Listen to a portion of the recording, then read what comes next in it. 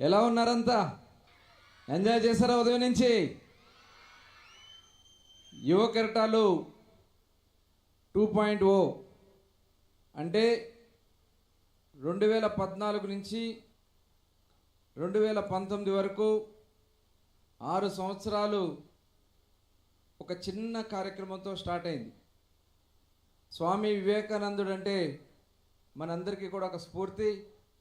స్వామి వివేకానంద జయంతిని పురస్కరించుకొని యువతలో ఒక ఆత్మస్థైర్యాన్ని కల్పించినటువంటి వ్యక్తి స్వామి వివేకానంద.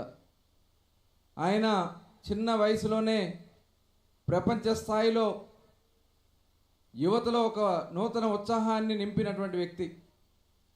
వారి జయంతిని పురస్కరించుకుని ప్రతి సంవత్సరం జనవరి 12వ తారీఖు యువజన దినోత్సవం చేసుకోవడం గత ఎన్నో సంవత్సరాలుగా జరుగుతూ ఉంది.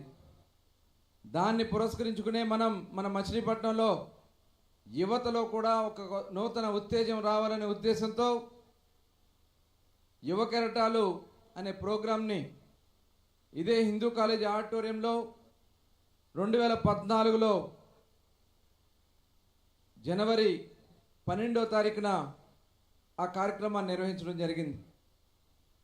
ఒక 1000 మంది లోపు ఉన్నారు ఆ రోజున.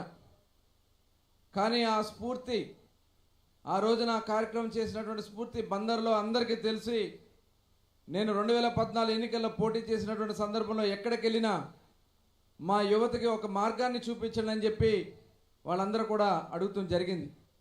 దాన్ని ఆ కార్యక్రమాన్ని తీసుకుని 2014 ఎన్నికల్లో మన పెద్దలందరి ఆశీర్వాదాలతో నేను ఎమ్మెల్యేగా గెలిచి మంత్రి కావడం జరిగింది. ఆ రోజు నుంచి తిరిగి మళ్ళీ 2019 తెలుగుదేశం ప్రభుత్వం ఉన్నంత కాలం 5 సంవత్సరాలు కూడా ఇదే రీతిలో మనం కార్యక్రమాన్ని చేసుకున్నాం. కానీ దురదృష్టం 2019 ఎన్నికల్లో మేము ప్రభుత్వాన్ని కోల్పోయాం. ఆ రోజున తర్వాత వచ్చినటువంటి ప్రభుత్వం కనీసం యువత గురించి ఏ రోజు పట్టించుకోలే.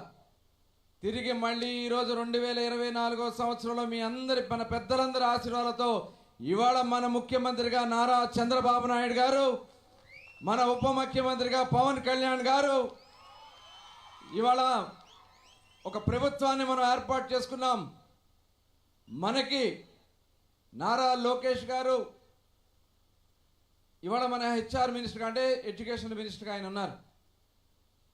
ఇవాళ మధ్యాహ్న భోజన పథకం కానీ, రేపటి నుంచి మళ్ళీ ఇంటర్మీడియట్ స్కూల్ కాలేజీల్లో కూడా మధ్యాహ్న భోజన పథకాన్ని స్టార్ట్ చేస్తున్నారు రేపు మధ్యాహ్నం నుంచి.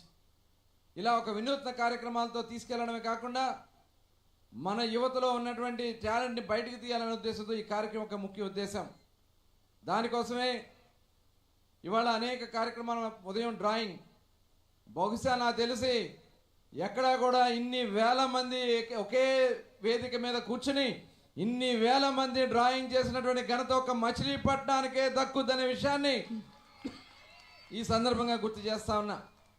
చాలా సంతోషం. అలాగే ఇవాళ ప్రభుత్వం కూడా ఇవాళ ఒలింపిక్ మెడల్స్ మనకు తెలుసు. ఒలింపిక్ గేమ్స్ చూస్తారా మనందరూ? కానీ ఒలింపిక్స్లో ఇండియాకి మెడల్స్ లేవు. పివి సింధుకి మరి చంద్రబాబు నాయుడు గారు ఆ రోజున పుల్లల గోపీచంద్ అకాడమీ హైదరాబాద్లో ఏర్పాటు చేస్తే ఆ పుల్లల గోపీచంద్ అకాడమీలో మన పివి సింధు మెడల్ సాధించడం జరిగింది.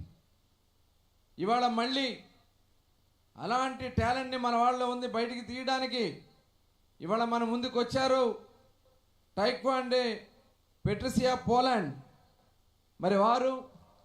అలాగే శివం త్యాగి ఫస్ట్ ఇండియన్ టు క్వాలిఫై, ఆయన అయ్యారు మొట్టమొదటి భారతీయుడు.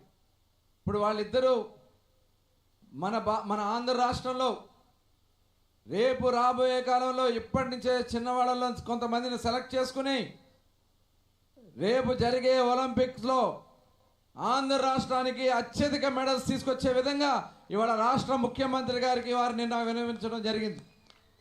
వారిని కూడా అడిగాను నేను, మీరు కూడా వచ్చి ఒక్కసారి మా వాళ్ళకి మీరు చేసినటువంటి కార్యక్రమాన్ని చెప్పండి, మా మచిలీపట్నం నుంచి కూడా రేపు ఒలింపిక్ మెడల్స్ తీసుకొచ్చేదానికి మా వంతు సహాయ సహకారాలు మేము చేస్తామని చెప్పి వారిని రిక్వెస్ట్ చేయడం జరిగింది. ఇవాళ అలా మన అందరం కూడా తయారు కావాలి. మొన్ననే చూసాం చెస్లో హంపి వరల్డ్ ఛాంపియన్గా తిరిగి మళ్ళీ ఇదే వేదిక మీద 2014-19లో మన ముందుకు వచ్చి నిలబడి ఆ రోజున హంపి గారు మాట్లాడిన విషయాన్ని గుర్తు చేస్తా ఉన్నా. నైనా జస్వాల్ కానీ ఇలా అనేక మంది మన వేదిక మీదకి వచ్చి మాట్లాడినటువంటి సందర్భాలు ఉన్నాయి. అలా మన వాళ్ళు కూడా మంచి ఉన్నత స్థానంలో తీసుకెళ్ళడానికి కొన్ని కార్యక్రమాలు మనం చేయబోతా ఉన్నాం. దానికోసమే ఒక వేదికగా యువ కెరటాల ప్రోగ్రాం తీసుకున్నాం.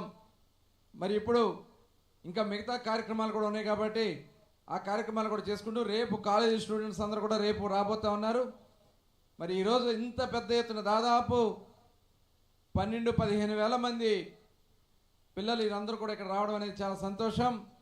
రేపు ఇంకా వినూత్నమైనటువంటి కార్యక్రమాలతో బందర్ అంటేనే ఒక లడ్డూకే కాదు, రేపు ఏ కార్యక్రమాలైనా మా బందరు వాళ్ళు ముందుంటారనే విధంగా తయారు చేయాలనే లక్ష్యంతో ముందుకెళ్తా ఉన్నాం. దానికి మీకు ఎలాంటి సహాయ సహకారాలు కావాలన్నా చేయడానికి నేను మొట్టమొదటిగా మీ ముందుంటానని కూడా మరొకసారి మీ అందరికి కూడా హామీ ఇస్తూ మరి ఈరోజు ఇక్కడికి ఇచ్చిన పెద్దలందరికీ కూడా ధన్యవాదాలు తెలియజేస్తూ కార్యక్రమాన్ని కంటిన్యూ చేయవలసిందిగా కోరుతా ఉన్నాను. జై హింద్.